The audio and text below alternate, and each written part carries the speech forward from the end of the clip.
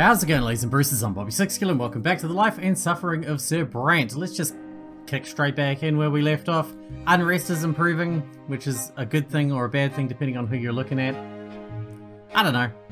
At least the family might get ennobled by the sword or something, maybe. If Stefan and Nathan can stop being fucking idiots for a little bit. Who knows? Anazot is quiet now that the Gendarmes no longer need to spend their time constantly restoring order in the streets. The prefecture has decided to do everything it can to prevent any future unrest. A wave of arrests sweep the city. Gendarmes fill the dungeons with all sorts of people. Merchants, artisans, actors, innkeepers. They've all been accused of helping the secret society and plotting a revolt against the Empire. One morning on your way to the print shop, a grim man bumps into you and slips a note into your pocket. The hunt for the last straw has begun in earnest. Here are some files in the prefecture that could lead the Gendarmes to us. These papers must be destroyed. Send a small group there. Tell them to sneak in and start a fire. It's a risky move, but we've got no time to lose. Do it today. I expect results. Your only chance for infiltrating the prefecture is by distracting the Gendarmes. You need to hurry. Sorry, I have something in my eye and it's really pissing me off, sorry. You call for a leader and Fouad and tell them to gather a crowd. They need to create some kind of small attention-getting disturbance in front of the prefecture. But who should you entrust the most important job to? Take Leon and Jux. They used to be miners. I recruited them pretty recently. They've lost everything they had because of the nobles. Yeah, they'll be perfect at the job. All they ever talk about is revenge. They're angry, tough, and reliable. Also, they hardly know any of us. That'll work in our favour too. You agree. Their mission is to sneak into the prefecture, find the files, and burn them while the crowd makes a scene and distracts the Gendarmes. Good. I'll give them instructions. We'll start tonight. A few hours later, a disgruntled crowd takes to the streets. They all have family members who were recently arrested by the prefecture. Free our sons. My husband is innocent. Let my brother go. He's no rebel. He's been slandered. While the angry crowd buzzes like a kicked hornet's nest, Leon and Jux try to break a window and sneak into the building. But one of the Gendarmes hears the glass breaking and looks around. Hey, what are you doing here? Get them! You see a leader's confused face. The crowd she's gathered is loud and angry, but they're not ready to fight the Gendarmes. No one tries to help Jax and Leon as the Gendarmes arrest them. All you can do is watch as they take it to the prefecture. The operation is a complete failure. You have to decide on your next course of action right away. The people have been too frightened since the recent wave of arrests began. They obediently accept every decision the authorities make. It would be difficult to persuade them to take to the streets. The very existence of the last straw is in jeopardy. The more peaceful the city is, the easier it'll be to find you. You need to find a way to turn today's failure to your own advantage, but how? I can't do that one. I can provoke the people. Boost unrest again? Yeah, we need to get up unrest back up. Provoke the people. You seem to have come up with a plan, but it seems ludicrous even to you. But you're out of time. You must act without hesitation. You have to work through the night, but by dawn you'll have a stack of leaflets designed to stir up social unrest. You send a couple of notes to loyal Last Straw members, and within a few hours, they are red and black leaflets hung up all over the district of Anazot where commoners live. Citizens of Anazot, Prefect Alborn has long been seen as a defender of the common estate, but is he? Have you ever asked yourself, who is really behind Alborn? The Prefect is actually a puppet. Who is pulling his strings? The secret chancellery. All the laws he passes, seemingly to protect the common folk, have one true purpose: to get more disaffected commoners thrown in jail for daring to think that they should have a voice. Dozens of your brothers and sisters, your sons and daughters have been convicted, and it's the fault of the secret chancellery. Take to the streets, people of Anazot. Let them hear your voice. You spend the next couple of hours covering your tracks. You melt the metal typeface you used to print the leaflets. You mix the inks. You burn all the unused paper. No one should be able to trace the leaflets back to your print shop now, except that you run a print shop. You stay off the streets for several days, but your scouts report that your plan has worked. In fact, it may have worked a little too well. The roar of the angry mob, the shrieks of passers-by caught in the chaos, the wails of merchants whose shops have been damaged in the unrest. The city is surprisingly quick to get used to these new sounds. The prefecture is unable to deal with the riots. It turns out, however, that your blatant slander of Alborn has divided the angriest citizens. There are a surprising number of people in Anazot who are eager to defend the prefect's good name. Fights among commoners become commonplace for several weeks. Sometimes entire districts get swept up in the mayhem. All this time, Philippe remains silent. There are no new orders, no angry letters. Eventually the waiting becomes unbearable, and you ask Moss if he knows what's going on. Sir, Advisor is too busy. He's getting his men out of the prefecture before the Gendarmes can sniff him out. It's a proper mess out there, boss. He says you'll have to put his spies on ice for a good 6 months or so. Still, he says there's one good thing about it. The Gadamis have had their hands full, so they can't hunt us in earnest. They just don't have the manpower, what with the riots and all. In all the chaos, the swift trial of Jux and Lien pass unnoticed. The unfortunate surgeons are sent to the mines. You lose track of them. They were miners anyway. They went back to the mines. Poor bastards. We got them out of the mines and then went straight back to them.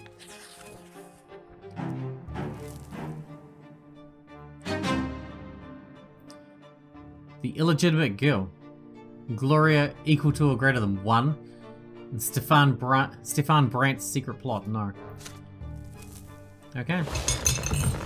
Your home is quiet tonight. Father is away arbitrating disputes in Magrin villages. Stefan is visiting one of his high-placed patrons. After a dinner spent in silence, everyone retreats to their chambers. You're about to retire for the night when Gloria calls out to you. Brucey, wait a minute. I have an important favour to ask you. Your sister leads you to her long-time refuge, the library. Here in the shadows between the bookcases, you will not be overheard. Brother, I wish to speak to you before Stefan returns. His scheming is becoming unbearable. It's beyond Sir Robert's power to stop him, let alone Mother or Nathan. You're my only hope. You shrug. All families argue from time to time, but every quarrel has to end sooner or later.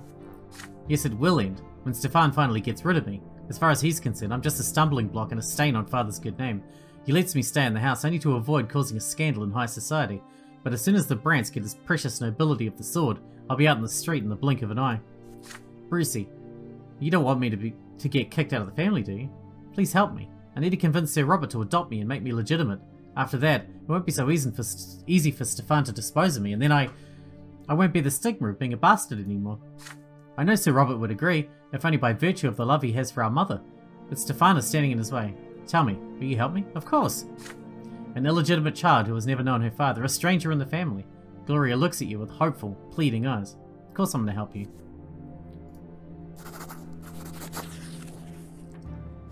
You give Gloria a firm embrace. Ever since you were children, she's always been by your side. The two of you may have different fathers, but she is your sister, and she must remain a member of this family. It is your duty to come to her aid. You will make sure Gloria becomes a Brant. Gloria lets out a sigh of relief and hugs you back. It makes me so happy to know that you're on my side. Wait for Stefan to come home. Your brother returns from his visit mirthful and in high spirits. This is the perfect moment to have a talk.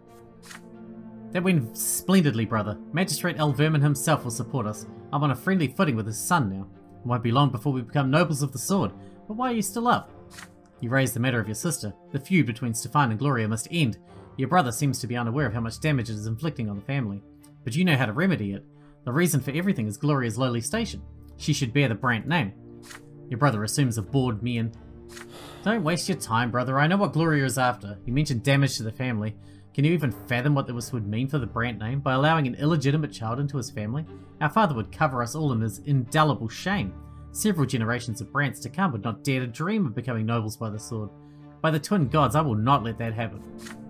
You attempt to point out to Stefan that Gloria's desperate situation is leading her to more and more audacious escapades. If your sister becomes a member of this family, she'll stop. Believe me, Brucey, I want to see Gloria at peace as much as you do, but not at the cost of our entire family's future. Absolutely not. I have a different idea for Gloria, and I'm sure this solution will satisfy everyone involved. Good night. You let your sister know of Stefan's vehement denial. Gloria is so vexed she's shaking. So he wouldn't even hear us out? Is that it? He's willing to do anything just to drive me out, isn't he? Brucey, we need to think of something. Gloria will continue her battle for the right to stay with the family, and you have promised to help her. Of course.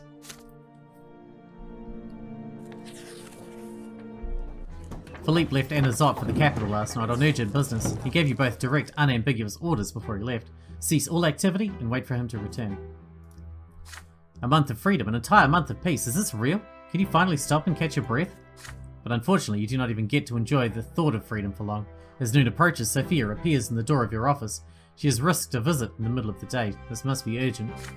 What brings her here? Dorius Otten. Ring a bell? You know, the High Commander of Magrin, an Arknian, my former master, rapist, murderer, all-around piece of shit. I've been keeping tabs on him ever since I got back to Anazot. Here's where it gets interesting, Brant. Turns out Philippe Alfaro isn't the only guy trying to take advantage of the chaos to make a grab for power. There's a noble revolt brewing. Way up in the upper echelons, Melanidas' followers are itching to rebel against Overseer Tempest, and Dorius Otten is one of the heavies. You see where I'm going with this? All Gaia's Tempest authorities come from the Imperial Legion's swords, and the guy in charge of them all, the High Commander of the province, that's Otten. And he can't wait to betray the Overseer and hand all that power over to the Archduke. If this revolt goes through, everything we've worked for will go up in smoke. We can't let this happen. We need to expose Otten as the traitor he is and give Gaia's Tempest all the proof. What about Philippe? What does he have to say about this?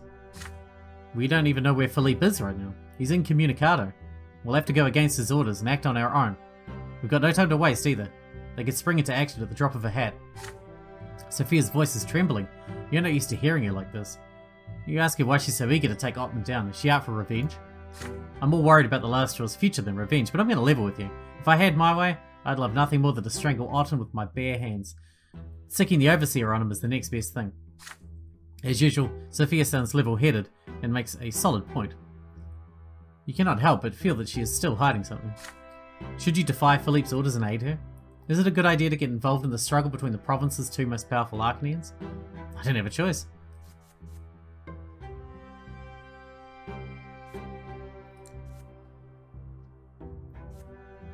Refuse.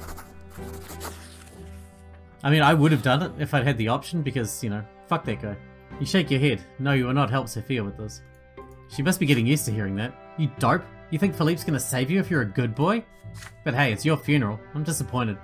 With that, Sophia leaves. A few days later, you hear that a gang of street thugs tried to break into Otten's mansion but failed and were killed on the spot. Was this Sophia's attempt to follow through on her plan without you? Either way, you cannot be blamed for this. Only a fool would ever defy an Arknian as powerful as Otten. Anyway, she's alive. You drive away the worrisome thoughts. Freedom awaits you, an entire month of freedom. You should enjoy it to the fullest before Philippe Alfero returns to Anazot. Look at all that willpower we've got again. Hell yeah. When we need to make a big choice, we'll be ready. We're running out of peacetime. Very slowly, but we are running out of peacetime.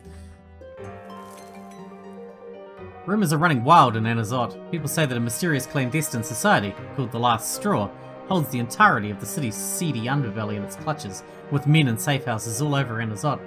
Plotting and scheming against the nobles and the rulers of the province, their leader is a woman, a ruthless criminal by the name of Sophia. She has evaded all attempts at capture. The common people both fear the Last Straw and sympathise with their cause. If the rumours are true, the city finally has someone who will stop at nothing to help the people claim their rights. But who would support this secret organisation? And how did the insurgents manage to survive so long? No one in the city knows the answers. Magistrate Elverman must assuage the people's fears once again.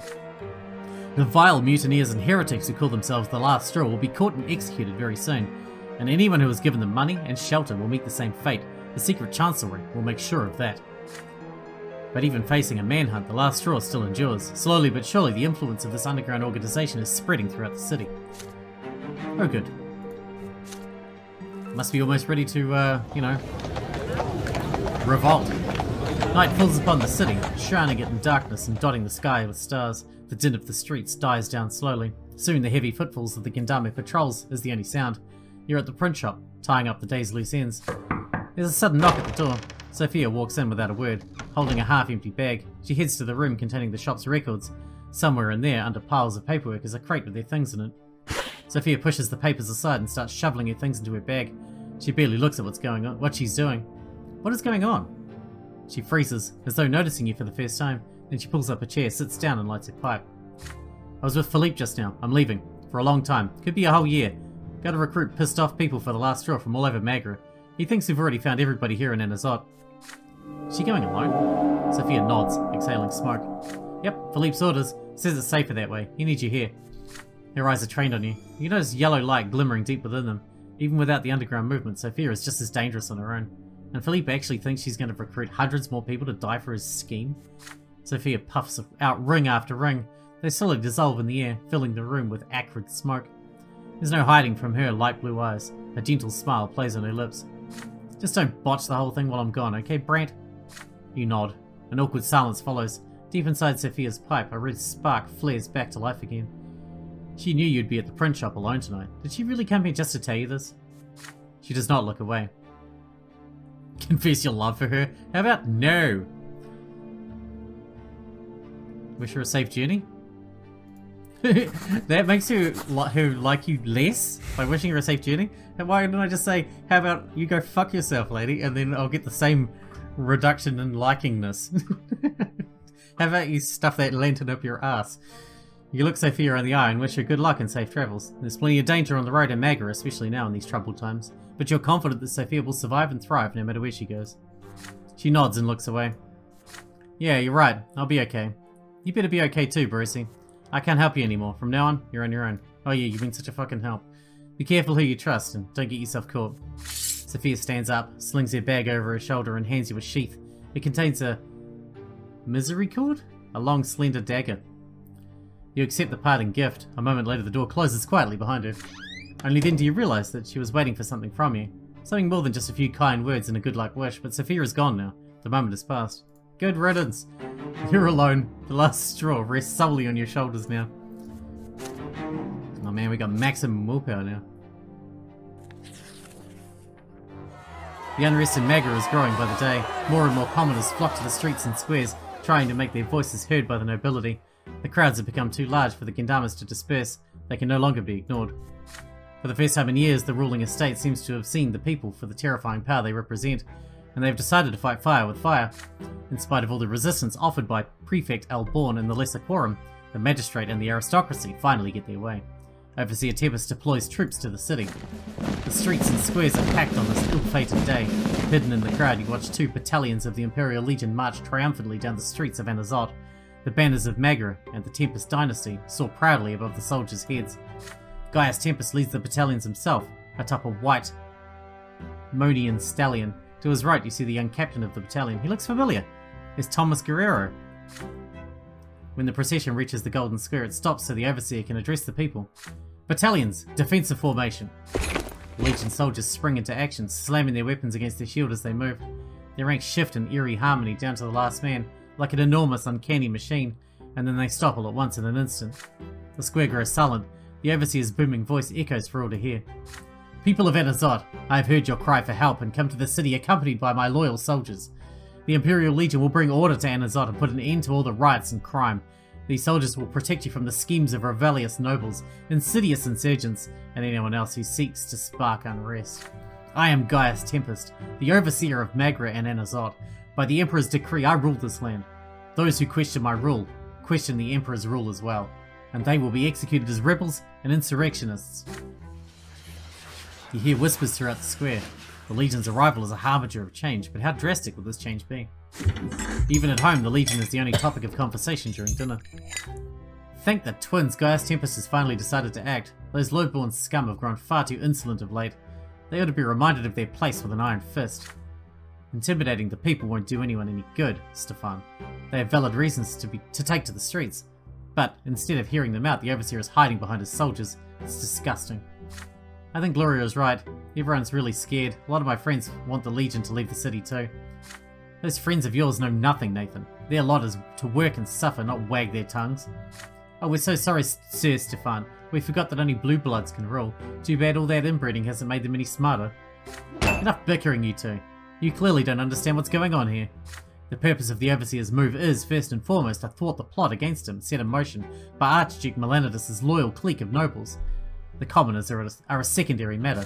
By the way, Brucey, I've heard the battalion has been led by an old schoolmate of yours. He hasn't told you anything about what Gaius Tempest is up to, has he? You have not seen Thomas in a long time. He has not told you anything. That's too bad. Oh well. I suppose time will tell. Whatever the reason, the Legion is here in Anazot, and it's a force that must be reckoned with. And, as luck would have it, Thomas is in command of it. Is there any way for you to turn the situation to the last straw's advantage? I'd want to convince Thomas to cooperate, obviously. We'll die for that?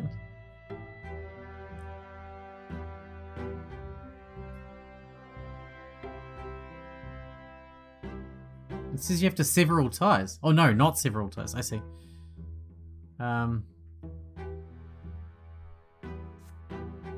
If I do that, Thomas will be exiled.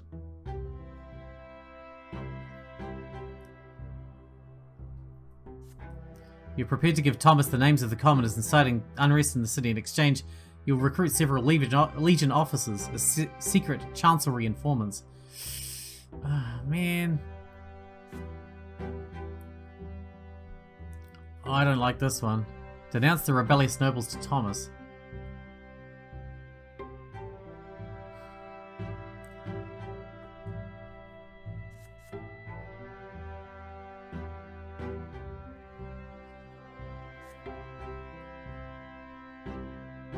don't know what to do. If I use Thomas, he'll be exiled. But if we do this, we'll die. I'm gonna suck up a death. I'm pretty sure, I think I'm gonna suck up a death.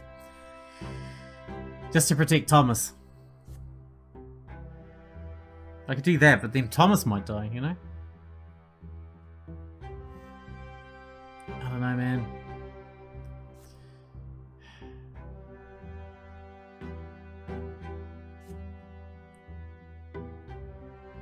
He won't like me less, though. But he will be exiled. And I don't want that. I'm gonna take a death. I'm gonna take a death for my friend. Thomas and his soldiers are just the tool you need to rein the people in, and the Legion officers would make perfect informants. This is a priceless opportunity to recruit them for a song. You could certainly use some eyes and ears among the Overseer's pet soldiers. You and Thomas have known each other ever since you were boys. You used to play on these very streets, pretending to be heroes of old, fighting the great battles of the past. Now Thomas commands the Legion soldiers sent to Anazot to quash the unrest, and you command the last straw, and have spent several years preparing the city for a full-scale revolt. But even with the Overseer's orders looming over him, Thomas still loves his hometown and feels for its people. You'll have to convince him how dangerous it has become since the days of your youth. There it is. The ruins of Charmelanidus' palace, the remains of your childhood fort still standing among the crumbling stonework. Thomas arrives alone without any soldiers to guard him. He wears a suit of armour and the vibrant cloak of a commanding officer, a sword by his side. His shoulders have grown even broader, and he treads firmly. You spot a few early grey threads in his hair. Hello, Brucey, good to see you. You shake your old friend's hand and congratulate him on his promotion. Oh, it's nothing, but that was a good idea, meeting here like this. And look, there's our old fort. Can you believe it's still here after all these years? Feels like a dream whenever I'm back in Anazot. So much has happened. I've become a nobleman, joined the Legion, got promoted to captain, but everything here is still just as it was. Even those old wooden planks we lugged all the way here are still standing. You interrupt Thomas's reminiscences. This is no time for nostalgia. You have something important to discuss. Thomas's face grows serious. I'm listening, Brucey. This is not about you, you explain. It's about your city. Why did Gaius Tempest send Thomas and the Legion to Anazot? To subdue the unruly mobs and maintain order in the city, right? Right, but I'll be honest with you, Brant. I think the Overseer is being too harsh. We didn't exactly get a warm welcome, but I wouldn't be too happy either if I was one of them. Thomas could not be any more wrong, you explain. The Legion has come here for a very good reason. Anazot is swarming with scheming nobles, rioting commoners and insurgents lurking in the shadows. Someone has to do something about it. Thomas recoils as though he's been kicked in the gut. What are you saying, Brucey? How do you even know all this? You tell him the truth. You're an agent of the secret chancellery, working for the good of the Empire. Thomas responds with a chuckle at first, but when he sees you're serious, his smile fades. Well, I'll be. Who knew this is where the twins would take you? Alright, I'll hear you out. You tell him about the rebels plotting and scheming in Anazot day and night. There's so much to explain, it takes you a long time to finish. You need Thomas's soldiers to deal with them. You will lead them to the insurgents' hideouts, and Thomas will return to the Overseer a hero. Oh my god, what have I done? I think I made it bad. I think I did a boo-boo. Fuck. Oh well, no backing out now.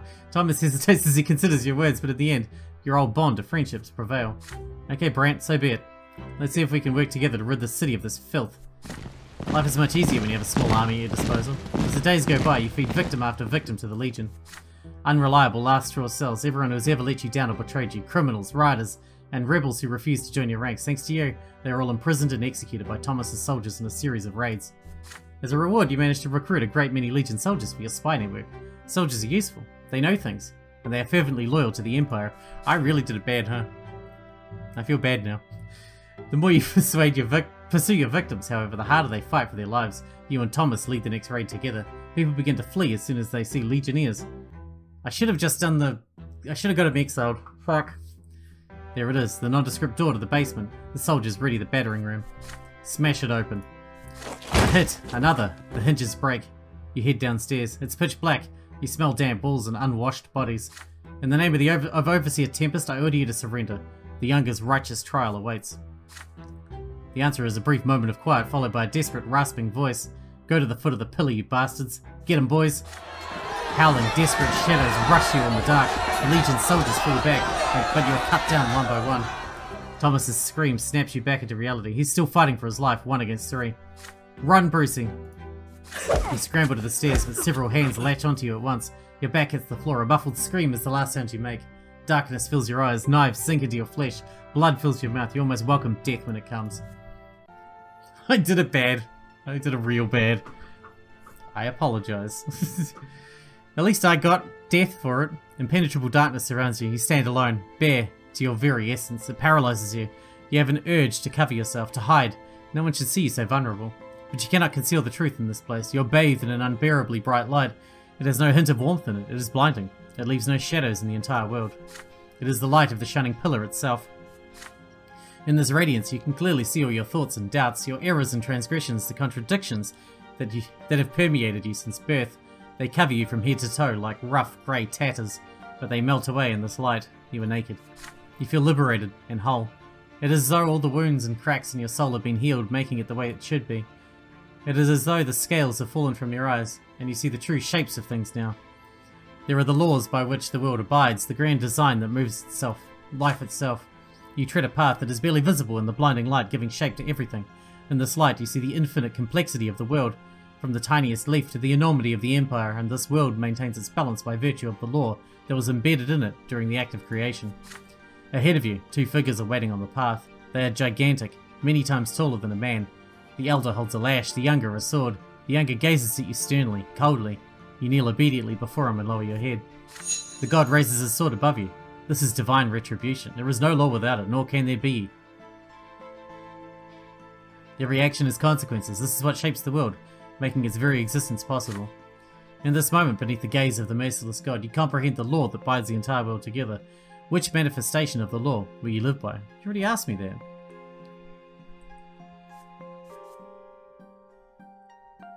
I'm sticking with cause.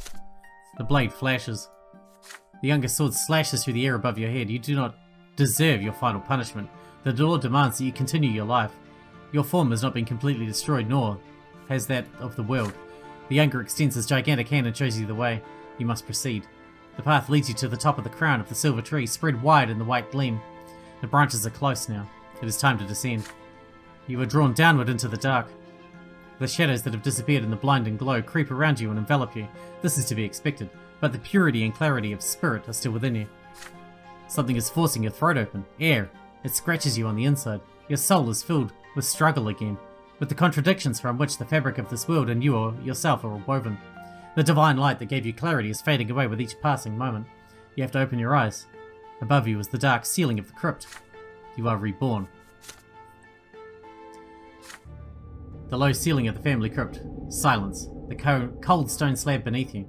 As you get up, your muscles feel unusually relaxed. The memory of your death feels so distant now, like a half-forgotten dream. You shake it off and carefully leave the family crypt, making sure you're not seen. The family can never find out about this death. Several days later, Thomas reports to the overseer that the menace has been dealt with. The battalions leave Anazot and return to Castle Iniri. The people have seen the Legion in action. They'll be far more reluctant to take to the streets to make demands now. For a time, Anazot enjoys a shaky, unsteady semblance of peace. But at the dinner table, emotions run high. Stefan gleefully gloats over yesterday's events. Gloria responds with an outburst of rage. She's still furious over the Legion's ruthless methods. Your head begins to ache from all the shouting and foul language. There's a single day of peace, too much to ask. Died twice. Shit. I did a lot of fuck-ups in that one. I apologize. Mostly to myself.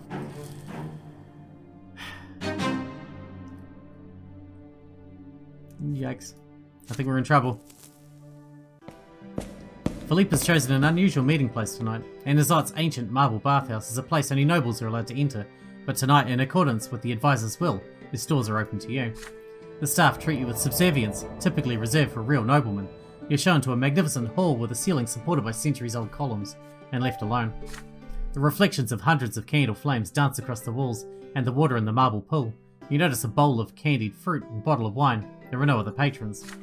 This is most likely the only time you'll ever see the inside of the bathhouse. Philippe rarely uses the same meeting place twice.